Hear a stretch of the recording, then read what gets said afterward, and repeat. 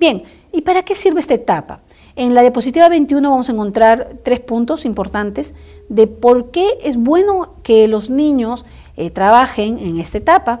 Es importante que en esta etapa se dé asociaciones, por ejemplo, el traer etiquetas al aula, el poder recorrer la comunidad y hacer lecturas funcionales, el colocar sus nombres en tarjetas, ya sea en la mesa, ya sea en la silla, el poder reconocer palabras familiares.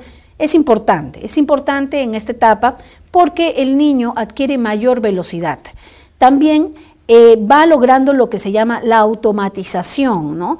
Lo cual le va a permitir en un futuro hacer la decodificación lectora. Y esto, al lograr hacer automatizaciones y decodificaciones, en un futuro, cuando la persona, en este caso el estudiante ya lea, va a lograr mejor comprensión porque no ha sido tan complicado hacer las asociaciones. Bien, a partir de la diapositiva 22 vamos a encontrar la segunda etapa, la etapa alfabética. Según Uta Fritz, la etapa alfabética es la etapa donde el niño sí aprende a leer, es decir, donde el niño ya lee. La etapa alfabética, podríamos decir que en la EBR estaríamos hablando de los niños de primer grado y aproximadamente hasta el tercer grado, donde ya se logra dominar de forma correcta y fluida la lectura, ¿no? Estaríamos hablando de rangos, promedio, ¿no? Si es que quisiéramos hablar de una educación básica.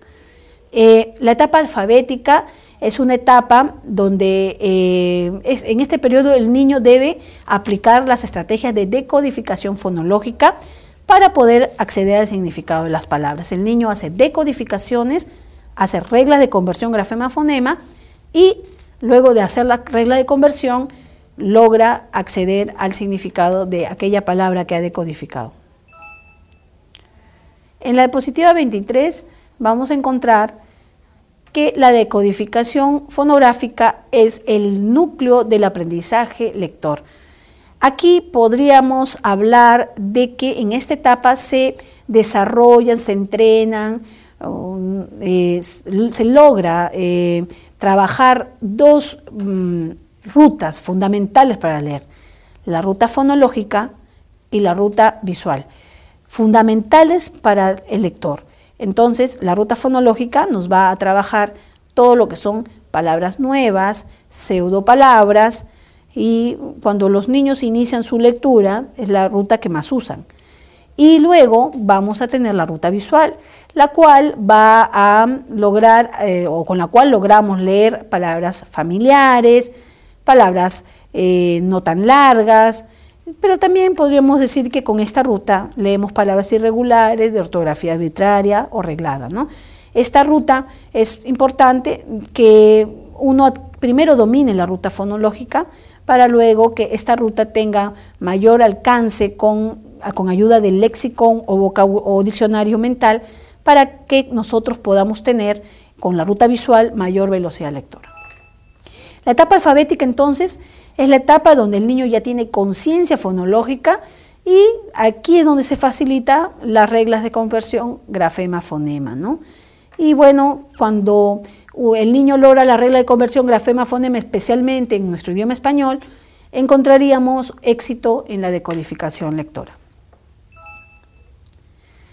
En la diapositiva 25 estaríamos encontrando ya el inicio de la etapa ortográfica.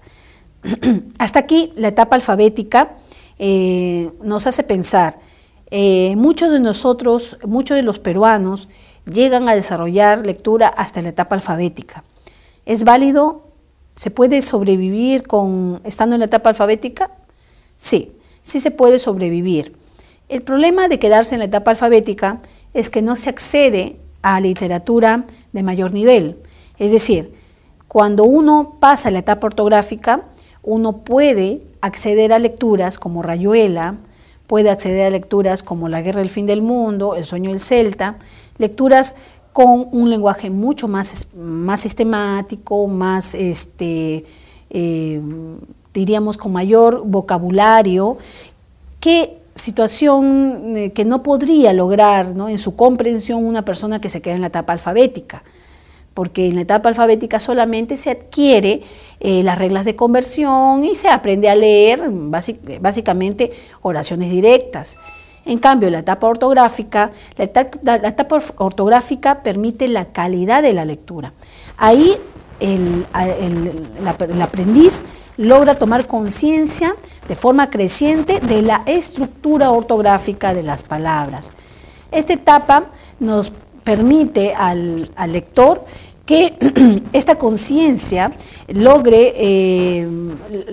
con esta conciencia logre determinar cuál es la pronunciación de acuerdo a la ortografía de la palabra o cuál es el contexto de una palabra en función de una lectura, ¿no?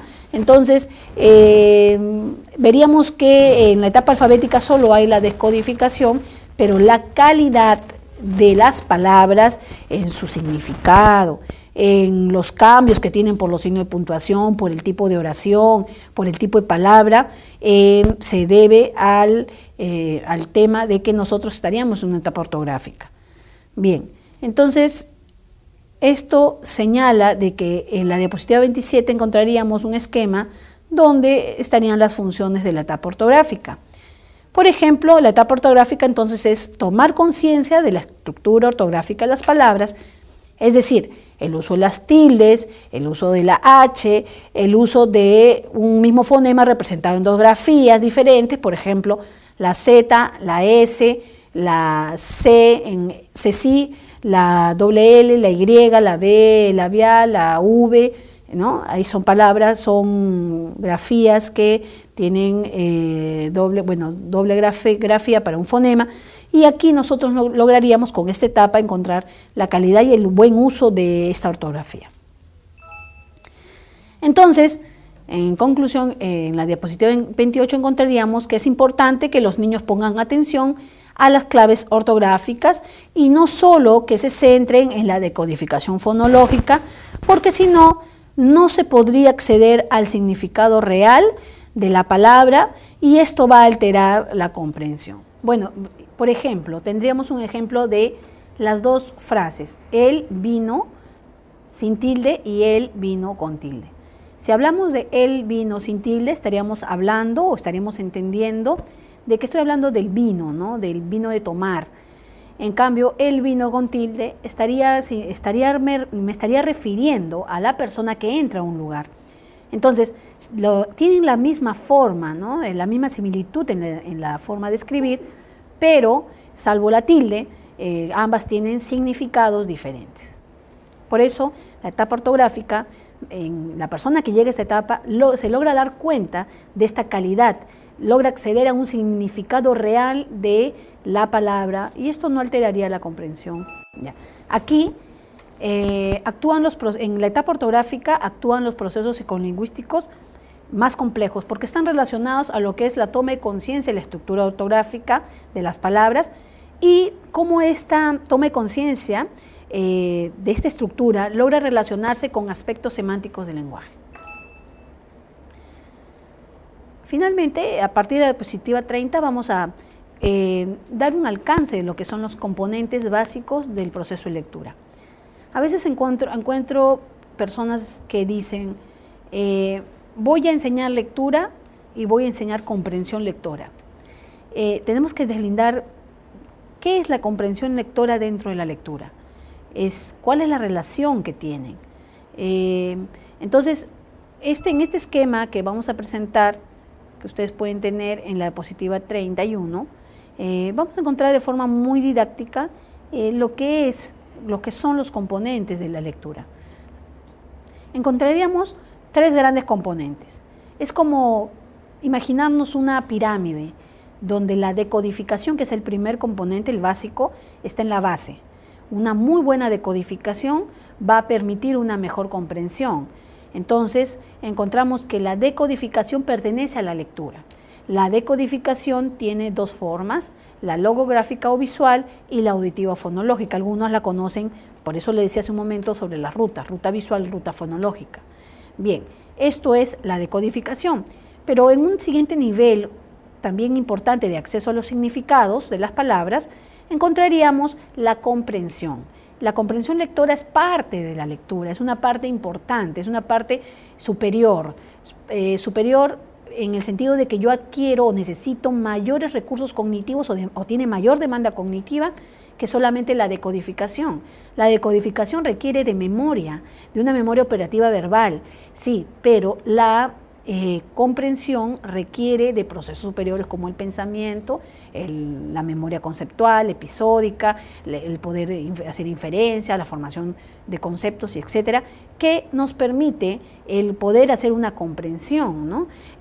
Para comprender el significado de las palabras, puedo hacerlo a través de frases, puedo hacerlo por párrafos o puedo hacer una comprensión de texto global. Finalmente, tenemos algo casi no trabajado en las aulas, pero que es importante, es el último eslabón, es la metacomprensión.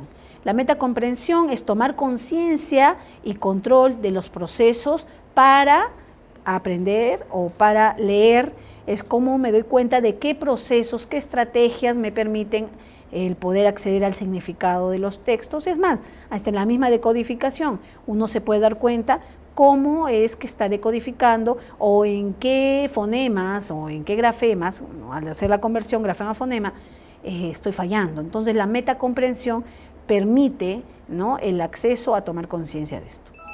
Hemos concluido nuestra unidad 1, bases conceptuales del proceso lector.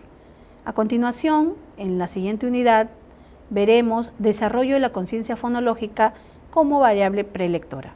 Gracias.